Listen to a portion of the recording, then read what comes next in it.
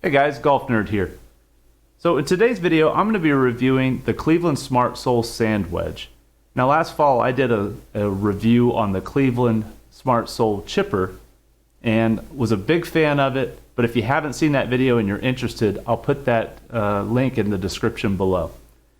So the main reason I was interested in this club was for folks that maybe don't have enough time to practice their short game, struggle with a traditional wedge, have a tendency to maybe hit things a little heavy.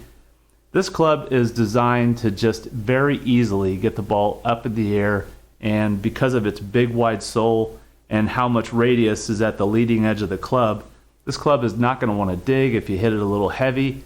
This really wide sole is also going to protect against those heavy strikes, and because it has so much weight low and back on this particular club, it's also going to make lofting a wedge really easy.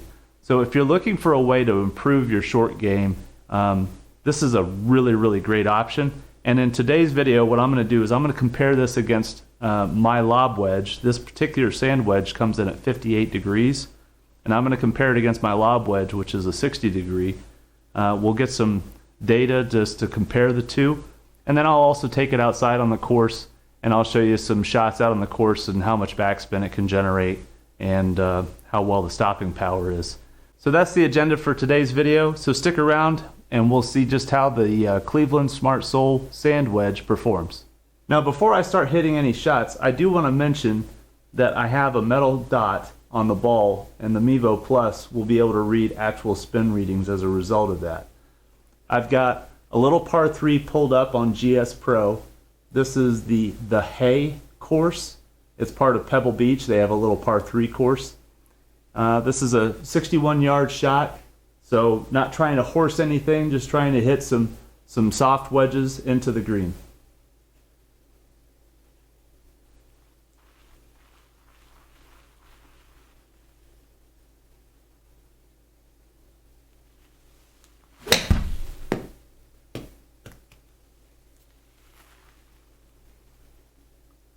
So that first shot had a backspin of 8,400. Right off the bat, what I'll tell you about this club after that first strike is this club has great feel. So even though it's cast and even though it's got this really wide sole, it's just really a great feeling club for what it is.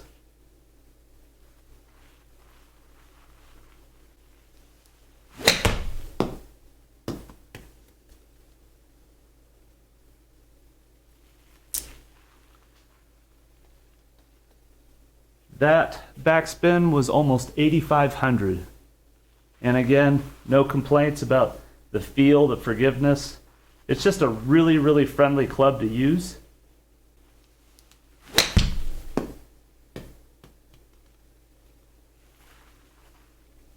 So I caught that a little thin, didn't launch it quite as high, but you can see the result is still just really great. So big fan. The spin did drop because I hit it thin, 6,500 RPM, but just a really great club. So now what I'm going to do is I'm going to hit a few lob wedges. So like I mentioned before, this is the lob wedge that I carry in my bag. It's a 60-degree lob wedge. It's actually a Kirkland wedge. You can find a review on those wedges on my website or on the channel.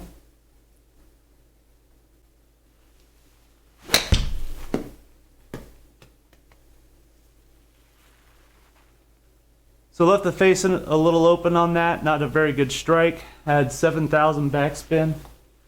The main differences between a traditional wedge like the Kirkland or a Vokey or what have you, this has a very sharp leading edge. So if you have a tendency to hit something a little heavy, you're definitely going to notice with this club where the Cleveland Smart Sole is really radiused, chamfered, so it doesn't want to grab nearly as much. This also has a pretty high swing weight. This is a D4. I would expect that Cleveland is several swing points lighter.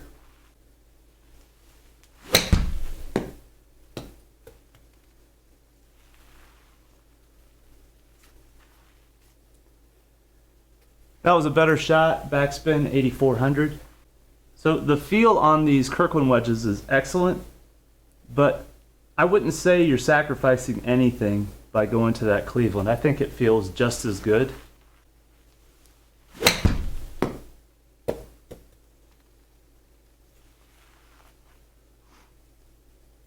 Another good strike for the Kirkland, 8500 backspin.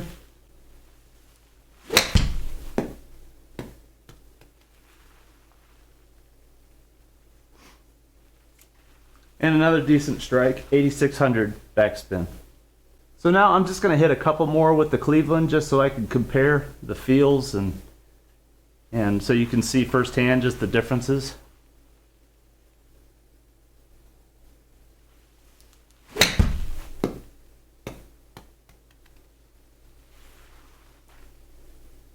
I will say about this club right off the bat that this is a more friendly club than that Kirkland. I can tell right away just how much more forgiving this club is. You don't have to strike it perfect and you get a really decent outcome, which is what I've seen firsthand when my wife's been using this. She has gone from being a very poor wedge player to being pretty solid. You know, we get her 30, 40 yards off the green and she can just pitch one of these right into the green, and it's really, really helped her game. And I can definitely feel why that would be the case.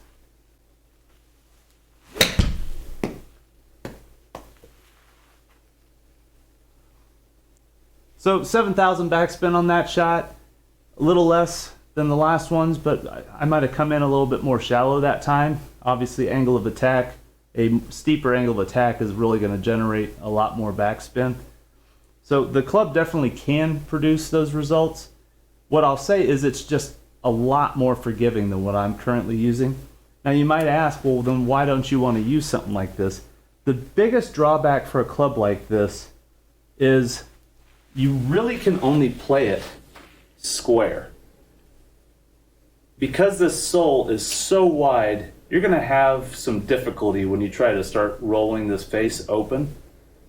And what I like to do on the course with a lob wedge is when I'm setting up to a shot, if it's anything less than a full shot, I start opening the face. And the closer I get to the green, the more I open that face up. And if I do that with this club, it just raises that leading edge way off the turf because you've got all this material back here that's holding it up. So for me, it's a little limiting in terms of how I like to use my wedges. And I would say that's probably the biggest downside. So if you're looking for a versatile wedge, this isn't going to be it. But if you're looking for something that can make your short game a lot easier, then this is definitely going to help in that regard. So now let's take this out on the course and I'll show you me hitting some shots into some greens. We can evaluate what kind of backspin we're getting onto the green, what kind of stopping power we are, and just see how friendly it is on real grass and not artificial turf.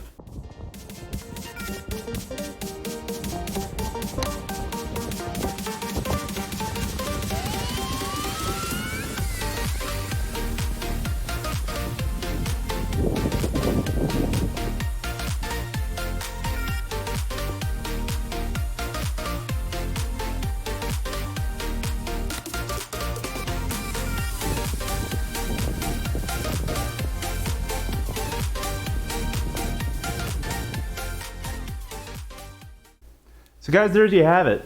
That's the results for the Cleveland Smart Sole Sand Wedge. I think ultimately what I would say is this is just a super forgiving club. If you have some struggles with your short game, with your wedges, or if you just don't have enough time to be able to practice your short game as much and you're looking for something that can really, shave off some strokes, this is a really, really great club. I think it really helps folks that just have those types of concerns. It does sacrifice a little bit in terms of flexibility. Like I mentioned with the lob wedge, my lob wedge, I can open it up. You really can't open this up. The only way you're going to play this club is square to the target.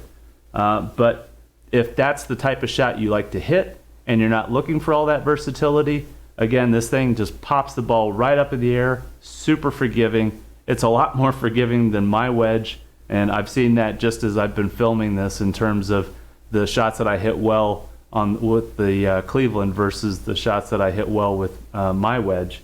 There's definitely a difference in terms of the forgiveness, that this club just wants to fly straight, just wants to pop it up in the air very, very easily. So if you're in the market for a wedge, you know, they're not overly expensive. This is about $130, I want to say. You can get them on just about every website, Amazon. I'll put a link in the description below to where you can pick one up if you're looking for one. But I think it's a really, really great tool. And if you're looking for that short game cheat, then definitely this thing can help you.